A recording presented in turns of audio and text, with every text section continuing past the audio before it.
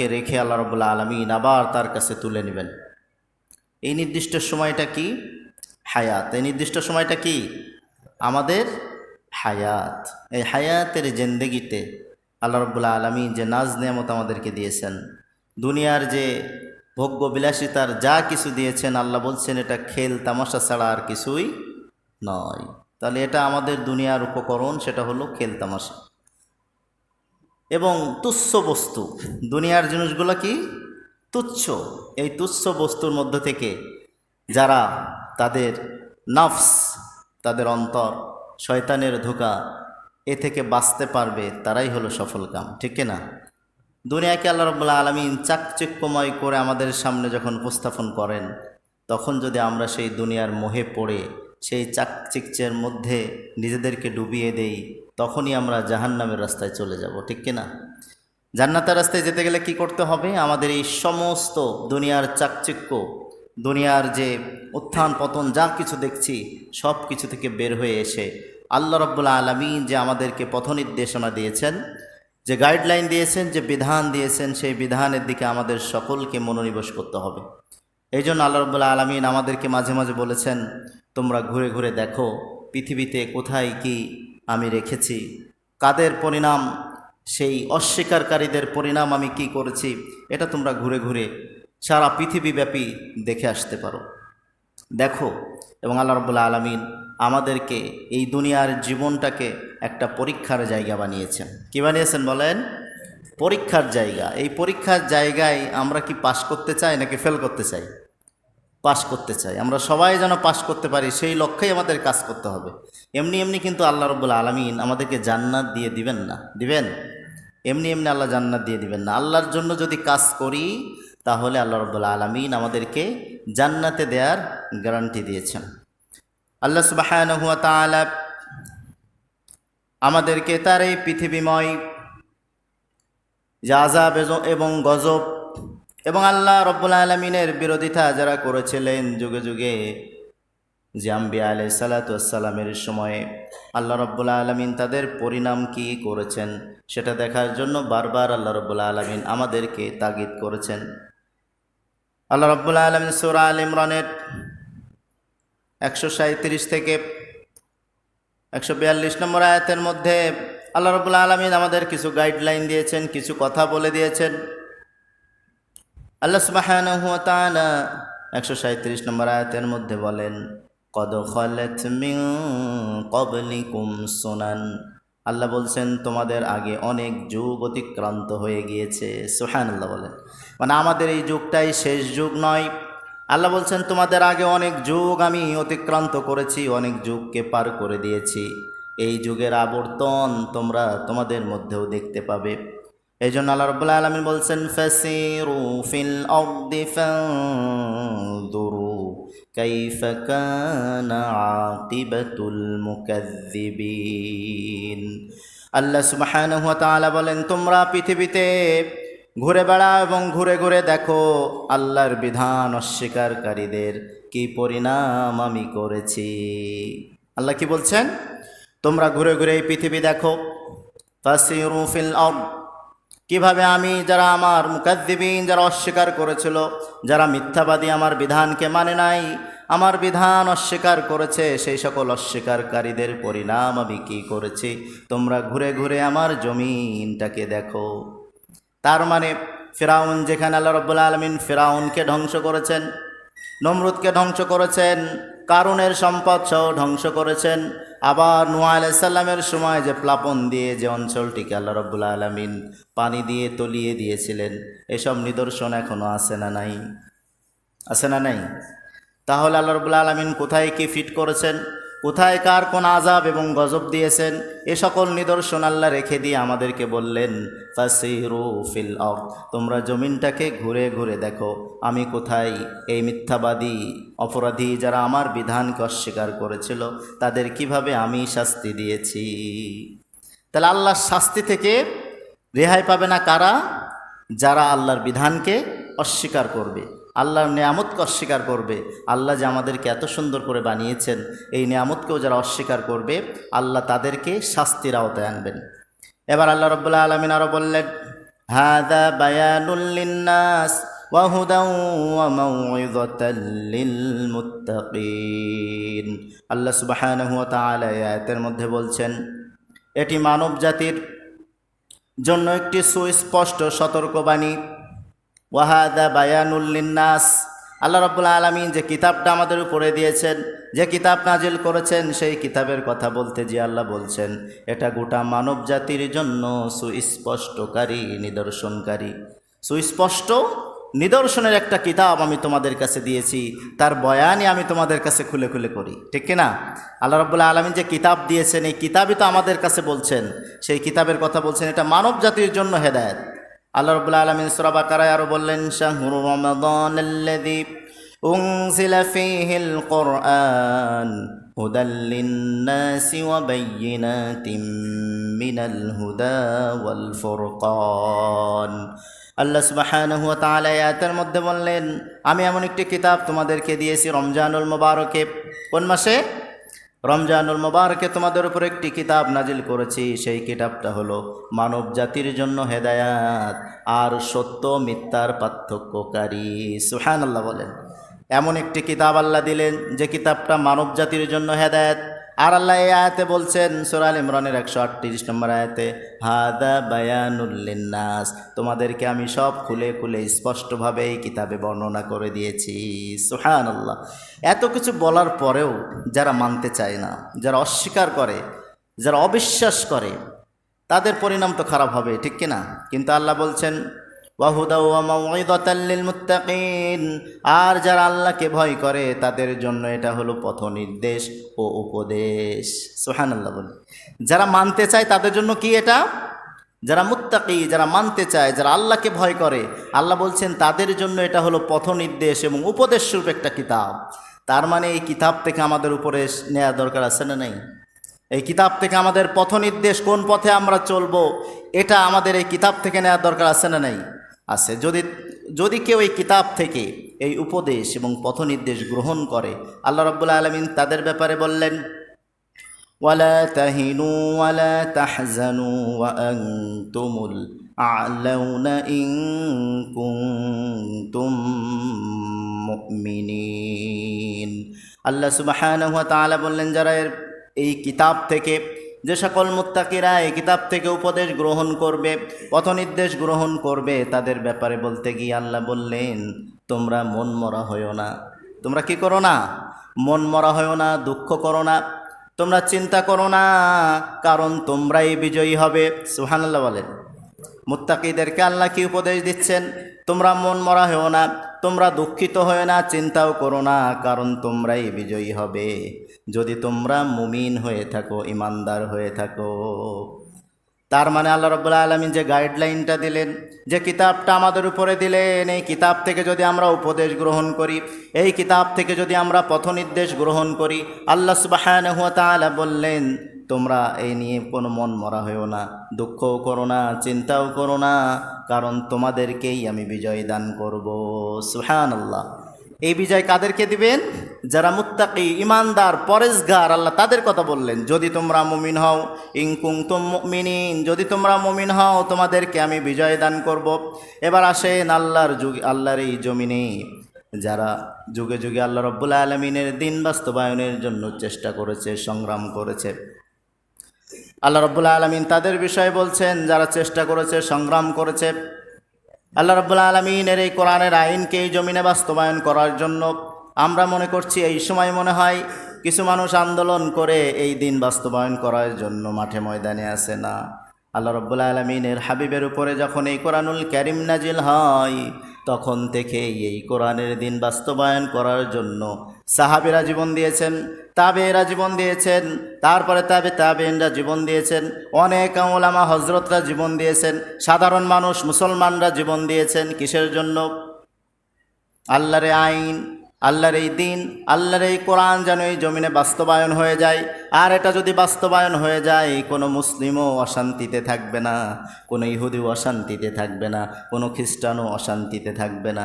এই জন্য আল্লাহ রাব্বুল আলামিন বলছেন, যারা মুমিন ইমানদার, তোমরা যদি মুমিন হও, খাঁটি মুমিন হও, খাঁটি ইমানদার হয়ে যাও, আমি বিজয় তোমাদেরকেই দিব। সুবহানাল্লাহ। তাহলে মুমিনদের একটা কাজ কি? যে আল্লাহর প্রতি একনিষ্ঠতাভাবে, আল্লাহ রাব্বুল আলামিনের প্রতি একনিষ্ঠভাবে তার দিকে মনোনিবেশ করে তার ইবাদত বন্দেগী ভালো কাজগুলো আমাদেরকে শামিল করে নিতে হবে। আল্লাহ রাব্বুল আলামিনের ইবাদত বন্দেগী করতে হবে, তাহলে আল্লাহ রাব্বুল আলামিন সকল ক্ষেত্রেই আমাদেরকে বিজয় দান করবেন, ঠিক কি না? আল্লাহ রাব্বুল আলামিন এবার যারা এই বিজয়ের মিছিলে শামিল হয়েছিলেন তাদেরকে উপদেশ দিচ্ছেন আল্লাহ নিজেই। আল্লাহ রাব্বুল আলামিন বলছেন, ইয়ামসাসকুম করহুম ফাকাদ মাসাল কওমা করহুম মিসলু। তোমাদের উপরে যদি কোনো আঘাত আসে তোমরা মনক্ষুণ্ণ হয়েও না, কারণ এই ধরনের আঘাত তো সেই দলের উপরেও এসেছিল। কার কথা? তার মানে আমরা যদি জুলুম নির্যাতন অত্যাচারের শিকার হই, আমাদের উপরে যদি আঘাত আসে মনে করতে হবে সেই দলের উপরেও আঘাত এসেছিল, কারণ আমরা এক জাতি নয়, আমাদের উপরে আরও অনেক জাতিরা এসেছিল যারা আল্লাহর এই দিন বাস্তবায়নের জন্য এই জমিনে সংগ্রাম করেছেন, চেষ্টা করেছেন, সাধনা করেছেন। আপনারা কি বুঝতেছেন? মনে হচ্ছে তো না, এদিক ওদিকে তাকাচ্ছেন তো, একটু খেয়াল করতে হবে। আলোচনা বুঝতে গেলে যদি আপনি একটু লাইনচ্যুত হয়ে যান তো বাইরে যে বলবেন হুজুর কি আলোচনা করছেন কিছুই বুঝি নাই, আপনি খালি দেখি দলদারি নিয়ে আলোচনা করেন, মানে যার মনে যা সেটা বলার চেষ্টা করবে তিনি। না, আমি চাচ্ছি আপনাদের এই মহল্লা, আপনারা সবাই মুসল্লিরা, আপনারা সবাই এক হয়ে, আমরা যেহেতু সবাই এখানে মুসলমান, অন্য ধর্মের লোক আছে কেউ নাই, মুসলমানদের কাজ কি? সেই কথাগুলো আল্লাহ বলেছেন, আমি শুধু রিপিট করছি। আমি কি করছি? রিপিট করছি। আল্লাহ বলছেন হাদা বায়ানুল লিন্নাস, আমি এই কিতাব তোমাদের কাছে বায়ান করি। এখন আল্লাহ কি এসে ডাইরেক্ট আমাদেরকে শোনাচ্ছেন? না, এটা যারা জানে তাদের মাধ্যম থেকে আমরা শুনি এবং বলি। তাহলে আমরা আপনাদেরকে আল্লাহর কথাগুলাই আপনাদের সামনে উপস্থাপন করছি। এখন আপনি মানবেন কি মানবেন না, এটা আপনার টেন্ডেন্সি, আপনার মন মানসিকতা, আপনার চিন্তা। আমি আপনাকে বলবো না যে আপনি যদি আজ থেকে 5 ওয়াক্ত নামাজ পড়তে না আসেন আপনার রক কেটে দেওয়া হবে, আমি আপনাকে বলবো না, কারণ এ দায়িত্ব আল্লাহ নিজে নিয়েছেন। আপনি না পড়লে শাস্তি দিবেন কে? আল্লাহ। আর যদি কখনো কোরআনের আইন বাস্তবায়ন হয় এই বাংলার জমিনে, সেদিন আইন এমনি আসবে আর আপনি নামাজ পড়তে এমনি আসবেন, না হলে শাস্তির আওতায় নেওয়া হবে। কারণ অন্যান্য দেশে যেখানে কোরআনের আইন আছে সেখানে শাস্তির বিধানও আছে। তো সেই জন্য যে কোরআনের কথাগুলো আপনাদের সামনে উপস্থাপনা করছি, আপনারা হৃদয়ম্বন হয়ে মনোযোগ সহকারে একটু শুনে চেষ্টা করবেন যে এর ভিতরে আমার কি কোনো ঘাটতি আছে, কোনো গাফলিতি আছে আল্লাহর দিন মানার ব্যাপারে, আল্লাহর এই কোরআন মানার ব্যাপারে। যদি সামান্যতম সন্দেহ থাকে আল্লাহ বলছেন তার ঈমান তক্ষণই বরবাদ হয়ে যাবে, ঠিক কিনা? যদি সামান্য সন্দেহ করেন কোরআনের ব্যাপারে, আল্লাহ রসুলের ব্যাপারে, এই কোরআন হাদিসের একত্রিত একটা এই জিনিসটাকে, ইসলামটাকে যদি আপনি মনক্ষুণ্ণ হন শুনে বা কষ্ট পান, তাহলে বুঝতে হবে আপনার ঈমান নেই। কি নাই? ঈমান নাই। কারণ কাফেররাও বাধা দেওয়ার চেষ্টা করেছিল এই কোরআন শুনতে। কাফেররাও, আবু জেহেল তার সাঙ্গপাঙ্গদেরকে বলেছিল এই কোরআন শুনতে যেও না, লা তাসমাউ লিহাদাল কোরআন, যেখানে কোরআনের কথা হবে সেখানে তোমরা যাবে না, কারণ কোরআন এমন একটি কিতাব যেই কিতাবটা আল্লাহ সরাসরি লাউহে মাহফুজ থেকে নাজিল করেছেন। সুবহানাল্লাহ। এই কিতাবটা আল্লাহ নিজেও সংরক্ষণ করে রেখেছেন। এই কিতাব মুখের ফুৎকার দিয়ে কখনোই নেভানো যাবে না। যাবে কি? আল্লাহ বলছেন ইউরিদুনা লিইউতফিউ নূরাল্লাহি বিআফওয়াহিহিম ওয়াল্লাহু মুতিম্মু নূরিহি ওয়ালাউ কারিহাল কাফিরুন। আল্লাহ এই আয়াতের শেষে কাদের কথা বললেন? কাদের কথা? এদিকে তাকান, আমার দিকে তাকান। এই আয়াতের শেষে কাদের কথা বলেছেন? এই কাফেররা যদি সারা জীবন চেষ্টা করে যে তারা তাদের মুখের ফুৎকার দিয়ে এই কোরআনকে দুনিয়া থেকে নিশ্চিহ্ন করে দিবে, আল্লাহ রাব্বুল আলামিন বলছেন ইউরিদুনা লিইউতফিউ নূরাল্লাহ, যদি মুখের ফুৎকার দিয়ে বন্ধ করতে চাই নূরুল্লাহ, আল্লাহ বলছেন আমার এই আলোকে আমি এই জমিনে প্রজ্বলিত করেই ছাড়ব। সুবহানাল্লাহ। কাফেররা সারা জীবন চেষ্টা করলেও পারবে না, কারণ এটা জ্বালাবেন কে? আল্লাহ নিজে এসে জ্বালাবেন না, তার মাধ্যম দিবেন জমিনে। এমন এমন মানুষকে আল্লাহ তৈরি করে দিবেন যাদের মাধ্যমে এই জমিনে কোরআনের আইন বাস্তবায়ন হবে, কোরআন অনুযায়ী দেশ চলবে, রাষ্ট্র চলবে, সমাজ চলবে, পরিবার চলবে, ব্যক্তিগত জীবন চলবে। এমন মানুষকে আল্লাহ এই জমিনে তৈরি করে দিবেন। তো সেজন্য আমাদেরকে মানতে হবে কি? কোরআন এবং রাসূলের সুন্নাহ হাদিস। এই দুইটা সমন্বয় করে যদি মানতে পারি অবশ্যই সফলতা আসবে। তাহলে আমি যে কথা বলছিলাম, আল্লাহ উপদেশ দিচ্ছেন কাদেরকে? যাদের উপরে আঘাত এসেছে। আল্লাহ বলছেন তোমরা কেন মনক্ষুণ্ণ হও, কারণ সেই দলের উপরেও তো আঘাত এসেছে। এবার আল্লাহ রাব্বুল আলামিন বলছেন ওয়াতিলকাল আইয়ামু নুদাউবিলুহা বাইনান নাস।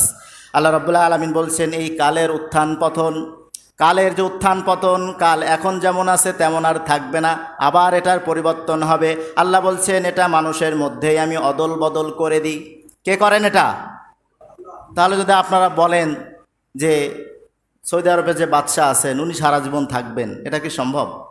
উনি চলে যাবেন দুনিয়া থেকে, আবার আর একজনকে আনবেন। আবার আল্লাহ যদি সিস্টেম দেন 5 বছর তাকে রাখবেন, 5 বছর পরে আর একজনকে আনবেন। এই অদল বদল কে করেন? এটা আপনাদের বিশ্বাস করতে হবে না? আল্লাহ নিজে বলছেন তিলকাল আইয়ামু নুদাউবিলুহা বাইনান নাস, মানুষের মধ্যেই অদল পতন, অদল বদল, উত্থান পতন আমি করি। তাহলে এটা মানুষের মাধ্যম দিয়ে আল্লাহ করবেন। এবার আল্লাহ রাব্বুল আলামিন আরো বলছেন ওয়ালিয়ালামাল্লাহুল্লাযীনা আমানু ওয়ায়াত্তাখিযা মিনকুম শুহাদা। শুধু অদল বদল করবেন না, আল্লাহ বলছেন অদল বদল করার সময় আমি কি করি? আল্লাহ রাব্বুল আলামিন বলছেন এই সময়ের উপরে এই জন্যই আমি এই নিয়ন্ত্রণ এনেছি। এই সময়ের উপর আমি এই জন্যই নিয়ন্ত্রণ এনেছি যেমন আল্লাহ দেখতে চান কে তোমাদের মধ্যে সাচ্চা মুমিন। কে বললেন? শুধু মুমিন দেখতে চান না, আল্লাহ বলছেন শুহাদা, আমি তাদের মধ্যে থেকে কিছু জীবনও নিয়ে নেই। তারা শাহাদাতের নাজরানা পেশ করে। বদর যুদ্ধে কতজন শহীদ হয়েছিল বলেন? কতজন? আপনারা তো ভালো ছাত্রও হতে পারেন নাই। আমি তো আপনাদেরকে বলেছি এই আলোচনা, বদর যুদ্ধে 70 জন সাহাবী নিহত হয়েছেন। কতজন? 70 জন সাহাবী নিহত হওয়ার পরে আল্লাহ রাব্বুল আলামিন উহুদ যুদ্ধের আগের প্রস্তুতির সময়ে এই আয়াতটি নাজিল করেছেন মুমিনদেরকে চাঙ্গা করার জন্য, তাদেরকে সাহস দেওয়ার জন্য। কারণ তারা ভীত সন্ত্রস্ত হয়ে যাচ্ছিল যে আমাদের উপরে আবার জানি কি আঘাত আসে।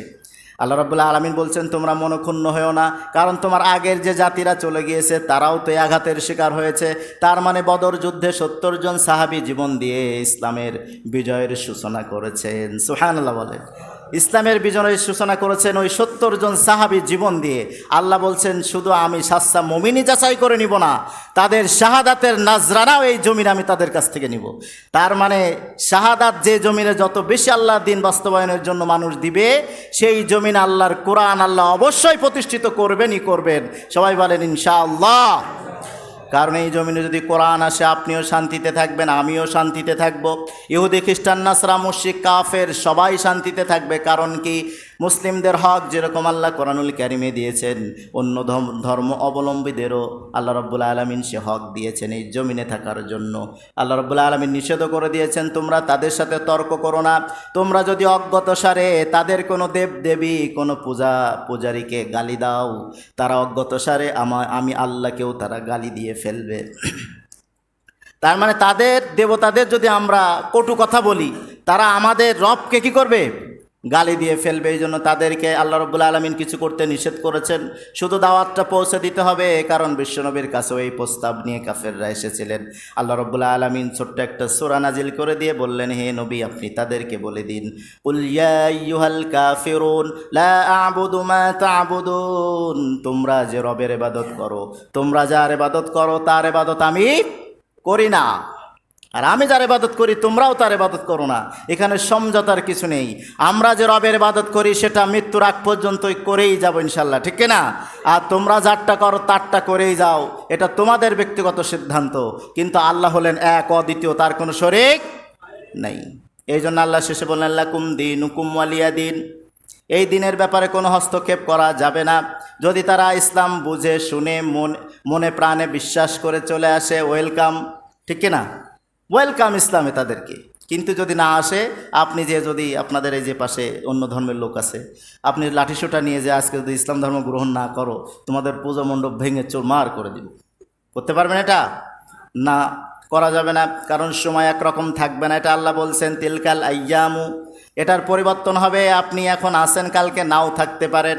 এই সময় এখন আছে, পরিবেশ ঠিক আছে, কালকে নাও থাকতে পারে। সেই জন্য ভেবে চিন্তে দুনিয়াতে পা বাড়াতে হবে, কথা বলতে হবে। আমি সারা জীবন এই চেয়ারে বসে থাকবো, আপনাদের মসজিদে থাকবো, এই গ্যারান্টি নাই। যে কোনো সময় আমাকে বিদায় নিতে হবে। তার মানে আমি চলে যাওয়ার পরে যদি আপনারা আমাকে গালাগালি করেন, বুঝতে হবে ইমাম ভালো ছিল না খারাপ ছিল। বুঝতে হবে কি? যদি গালাগালি করেন তাহলে কি হবে, কি বুঝবেন? খারাপ ছিল, তাই না? চলে যাওয়ার পরে যদি বলেন যে না লোকটি ভালো ছিল, এমন ইমামের দরকার, এমন নেতার দরকার, তাহলেই বোঝা যাবে না লোকটি ভালো ছিল। কিন্তু যদি গালাগালি শোনা লাগে, এমন জীবন কেন আমি গঠন করব? গঠন করার দরকার আছে এমন জীবন? না। আপনি চিন্তা করবেন যে আমার প্রতিবেশী, আমি, চারিপাশের লোকদেরকে একত্রিত করে ইসলামটাকে সুন্দরভাবে মানার একটা ব্যবস্থা আমাদেরকে করতে হবে। এই জন্য আমরা মুসলমান হিসাবে আমাদের এটা নৈতিক দায়িত্ব এবং পরিবেশটাকে ঠিক রাখার দায়িত্ব আমাদের। এবার আল্লাহ রাব্বুল আলামিন কি বললেন? এটা যদি কেউ না মানে, যে কথাগুলো আল্লাহ বললেন, যে আঘাতগুলো তারা পেয়েছে, এই আঘাতের প্রতিদান যে আঘাত তারা পেল, এই পাওয়ার পরে যদি মনক্ষুণ্ণ হয়, আল্লাহ রাব্বুল আলামিন বলছেন, শেষে বললেন আল্লাহু লা ইউহিব্বুয যালিমিন, যারা জালেম তাদেরকে আমি কখনোই ভালোবাসি না। তার মানে যারা অত্যাচার করছে, বদর যুদ্ধেও যারা অত্যাচার করেছে, উহুদ যুদ্ধের সামনে সেখানেও যারা অত্যাচার করবে, তোমাদেরকে যারা বাধা দিচ্ছে, এই সকল জালিমদেরকে আমি কি করি না?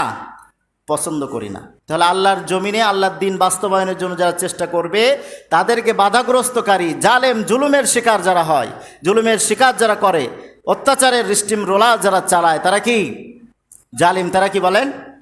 জালিম। এই জালিমদেরকে কে পছন্দ করেন না? তা আপনি পছন্দ করবেন? আল্লাহ যেটা পছন্দ করেন, আমরা মুসলমান হিসেবে আমরাও সেটা মুসলমান হিসেবে পছন্দ করা যাবে না। কারণ আমরা কি কার আইন মানি? আল্লাহর আইন মানি। এই জমিনে আল্লাহর আইন বাস্তবায়ন হোক, এটা যেমন আমরা চাই, আল্লাহও চান আল্লাহর দিনকে এই জমিনে প্রতিষ্ঠিত করতে। তাহলে আল্লাহর বান্দা হয়ে আমরা কেন চাইবো না? আমরা তো মুসলমান, আল্লাহর বান্দা, আল্লাহর কাছে আত্মসমর্পণ করেছি।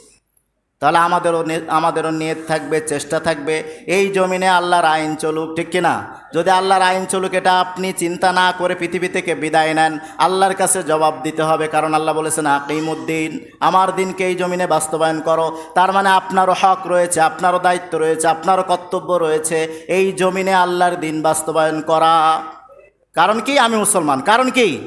আল্লাহ হিন্দুদেরকে ডেকে এনে বলছে না আমার দিন বাস্তবায়ন করো, আল্লাহ খ্রিস্টানদেরকে ডেকে এনে বলছে না আমার দিন বাস্তবায়ন করো। আল্লাহ রাব্বুল আলামিন বলছেন আমি প্রত্যেকটা নবীকে এই আইন দিয়েছিলাম। তাহলে নবীর অনুসরণ করে কারা? তার উম্মতেরা। কারা? উম্মতেরা অনুসরণ করে। তাহলে আমরা শেষ নবীর উম্মাত নাকি উম্মাত না? বলেন। উম্মাত যদি হই, তাহলে আল্লাহর নবী এই জমিনে দিন বাস্তবায়ন করতে যে জমিনে রক্ত ঝরিয়েছেন, তার মাথায় লোহার ভল্লব ঢুকে গিয়েছে, মক্কা থেকে পালিয়ে মদিনায় হিজরত করতে হয়েছে আমার নবীকে। সেই নবীর উম্মাত আমি, সেই নবীকে আমি অনুসরণ করি। আপনি একটু আঘাত আসলেই দূরে সরে চলে যান, এটা করা যাবে না। আল্লাহ বলছেন না, কালের আবর্তন তো আমিই করি, উত্থান পতন তো আমিই করি, তোমরা শুধু চেষ্টা করো। তোমরা কি করো? চেষ্টা করো। যদি চেষ্টা করো, মাতা নাসরুল্লাহ, আল্লাহ বলছেন আমার সাহায্য আসবেই আসবে। সুবহানাল্লাহ। সাহায্য কে করবেন? যদি আমরা সাচ্চা মুমিন হই। আল্লাহ রাব্বুল আলামিন এরপরে বলছেন ওয়ালিয়ুমাহহিসাল্লাহুল্লাযীনা আমানু ওয়া ইয়ামহাকাল কাফিরিন।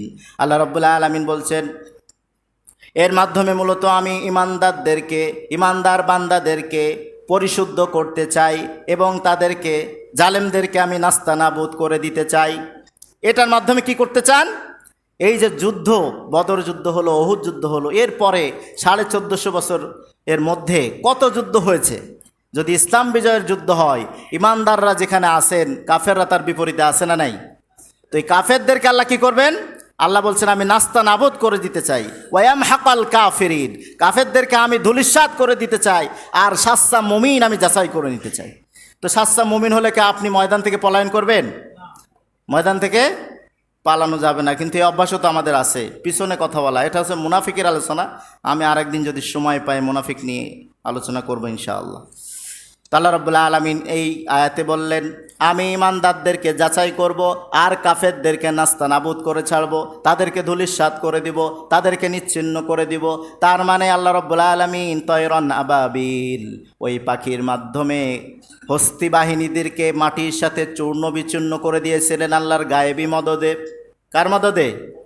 গায়েবী মদদে। এটা করেছিলেন তখন কোনো মুসলমান বাহিনী ছিল কি? কথা বলছেন না কেন? তখন কি মুসলমান ছিল না? আল্লাহর এই ঘরকে পাহারাদার আব্দুল মুত্তালিব, বিশ্বনবী রাসূল করিম সাল্লাল্লাহু আলাইহি সাল্লামের দাদা, তিনি বলছেন যে এটা হলো আল্লাহর ঘর। কার ঘর? আল্লাহর ঘর। আল্লাহ তুমি কিভাবে রক্ষা করো তুমি করো।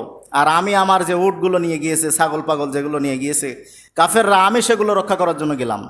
আল্লাহ দেখলেন তিনি তো দোয়া করেছেন কিসের সামনে দাঁড়িয়ে? আল্লাহর ঘরের সামনে দাঁড়িয়ে, আল্লাহ তোমার ঘর তুমি রক্ষা করো, আর আমি আমাদের যে সম্পদ নিয়ে গিয়েছে কাফেররা সেটা রক্ষা করার জন্য গেলাম।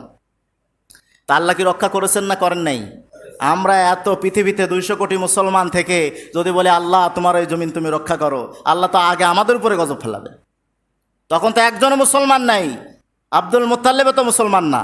মুসলমান মূর্তি পূজা, কাবা ঘরের মধ্যে 360টি মূর্তি ঢোকানো হয়েছে, আব্দুল মুত্তালিব বাধা দিতে পারে নাই। দিয়েছেন কি? না। তখন সবাই এক ছিল, একরকম চিন্তাধারা ছিল।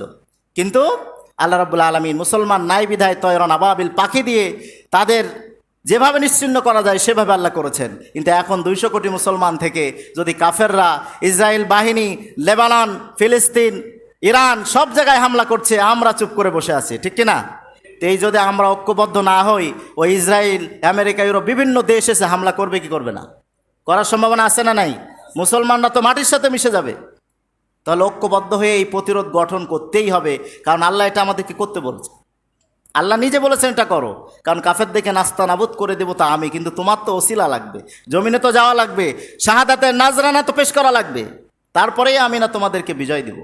আল্লাহ রাব্বুল আলামিনের পরে বলছেন, আম হাসিবতুম আন তাদখুলুল জান্নাহ ওয়ালাম্মা ইয়ালামিল্লাহুল্লাযীনা জাহাদু মিনকুম ওয়া ইয়ালামাস সাবিরিন। আল্লাহ সুবহানাহু ওয়া তাআলা আয়াতের মধ্যে বললেন, তোমরা কি ভেবে নিয়েছো, তোমরা কি মনে করে নিয়েছো এমনি এমনি তোমাদেরকে আমি জান্নাতে প্রবেশ করাবো? মানে আমরা সহজ রাস্তা খুঁজতে চাই। আল্লাহ সে কথাটাও বললেন, মানুষ যারা আমরা এই 5 ওয়াক্ত নামাজ পড়ে মনে করেন বাজারঘাটে গেলাম, সংসার জীবন পরিচালনা করলাম, এই যে সিম্পল একটা জীবনযাপন করে আমরা চিন্তা করছি যে আমরা যদি একটু চোরাগুলির পথ পেতাম, মানে একটা দোয়া শিখতে পারতাম, যে সেই দোয়াটা শিখে আমি জান্নাতে যেতে পারি। আল্লাহ বলছেন, তোমরা কি ভেবে নিয়েছো, তোমরা কি মনে করে নিয়েছো এমনি এমনি তোমাদেরকে আমি জান্নাতে দিব? আল্লাহ রাব্বুল আলামিন বলছেন, অথচ এখনও আল্লাহ রাব্বুল আলামিন দেখেনি এর মধ্যে কে সাচ্চা মুমিন। আল্লাহ এখনও পরীক্ষা করেন নাই যে কে এর ভিতরে মুমিন, আর তারা ভেবে নিয়েছে আমরা জান্নাতে চলে যাব। জান্নাতে যেতে গেলে মুমিনদেরকে পরীক্ষা দিতেই হবে। এটা আল্লাহ রাব্বুল আলামিন কয়েকটি আয়াতের মধ্যে উল্লেখ করেছেন। এই আয়াতের সঙ্গে আরও আয়াত আছে। আল্লাহ বলছেন, আমি অবশ্যই পরীক্ষা করে নিব। তার মানে আপনার এখন 60 বছর বয়স, আপনি এখনও কোনো পরীক্ষার সম্মুখীন হলেন না, তার মানে কি বুঝতে হবে? আল্লাহ রাব্বুল আলামিন মনে হয় আমাকে জান্নাতের জন্য এখনও সিলেক্ট করেন নাই। কি মনে করতে হবে? যদি আল্লাহ রাব্বুল আলামিনের এই দিন বাস্তবায়নের সংগ্রামে আপনি শামিল হন, আপনার যে কোনো সময় আল্লাহ পরীক্ষা নিতে পারেন এবং নিবেন। আল্লাহ এটা বলেছেন, আল্লাহ নিজে বলেছেন, আমি পরীক্ষা নিব তোমাদেরকে, আমি দেখে নিতে চাই কে সাচ্চা মুমিন, তারপরে আমি তাদেরকে জান্নাতে দিব। এবার আল্লাহ রাব্বুল আলামিন বলছেন, তোমাদের মধ্যে কে প্রাণপণ চেষ্টা করে এবং কে প্রস্তুত থাকে। তার মানে যদি এখন বলা হয়, আজকে আপনাদেরকে ডাক দিলাম, চলেন আজকে কোরআনের আইন বাস্তবায়ন করার জন্য আমরা মাঠে ময়দানে নেমে পড়ব। এখন মসজিদের ভিতরে হয়তো বললেন, হুজুর ঠিক আছে, বাইরে বের হয়ে আর একজনকে খুঁজে পাওয়া গেল না, তাহলে তাদের কি হবে উপায়? তাদের ঠিকানা কোথায়?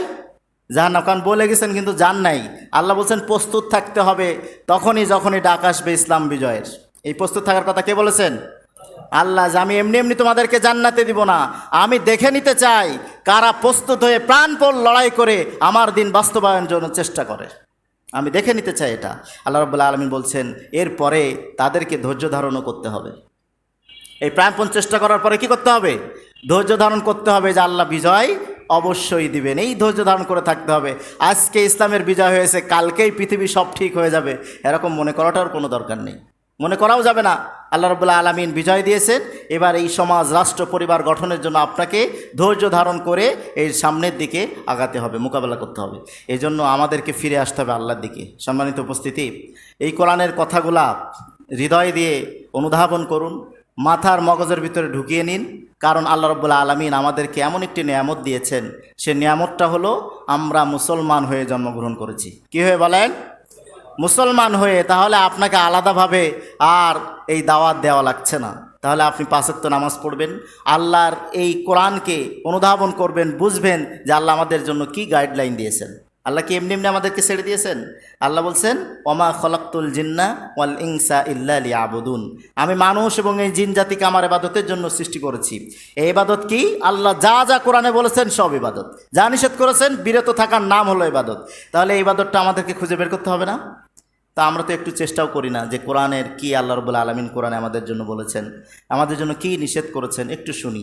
যখনই বলা হয় যারা এই পাপের সাথে যুক্ত, মনে করেন যদি এখন চুরি রস করা হয়, ইমাম সাহেব করেন, তো যে চুরি করে সে বলবে হুজুর এই হুজুর ভালো না, খালি চুরি রস করে, মানে তার যে সে চুরি করে অপরাধ, সে সেটা ছাড়বে না, চুরি রস বন্ধ করতে হবে। না, আমাদের টেন্ডেন্সি কিন্তু এরকম হয়ে গিয়েছে।